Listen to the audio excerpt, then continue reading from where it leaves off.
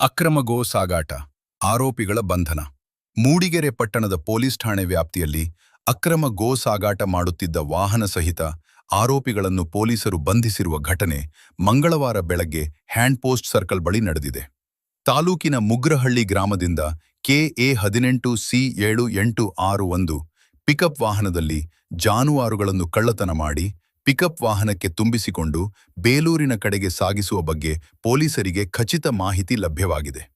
ಈ ಹಿನ್ನೆಲೆಯಲ್ಲಿ ಮಂಗಳವಾರ ಬೆಳಗ್ಗೆ 4:30 ಹ್ಯಾಂಡ್ ಪೋಸ್ಟ್ ಸರ್ಕಲ್ ಬಳಿ ಪೊಲೀಸರು ಪಿಕಪ್ ವಾಹನ ತಡೆದು ನಿಲ್ಲಿಸಿ ಪರಿಶೀಲಿಸಿದಾಗ ಯಾವುದೇ ಪರವಾನಗಿ ಇಲ್ಲದೆ ಹಿಂಸಾತ್ಮಕ ರೀತಿಯಲ್ಲಿ ಅಕ್ರಮವಾಗಿ ಗೋ ಸಾಗಾಟ ಮಾಡುತ್ತಿರುವುದು ಕಂಡುಬಂದಿದೆ. ಕೂಡಲೇ ಅಕ್ರಮ ಜಾನುವಾರು ಸಾಗಿಸುತ್ತಿದ್ದ ವಾಹನ ಮಾಲೀಕ ಮುಗ್ರಹಳ್ಳಿ ಗ್ರಾಮದ ಎಂಎಂ ಸುಂದ್ರೇಶ್ 49, ಬೇಲೂರು ತಾಲೂಕಿನ ಮಲ್ಲೇಶ್ 62 ಅವರನ್ನು ಬಂಧಿಸಿ ವಾಹನ ವಶಕ್ಕೆ ಪಡೆದು ಪ್ರಕರಣ ದಾಖಲಿಸಿದ್ದಾರೆ.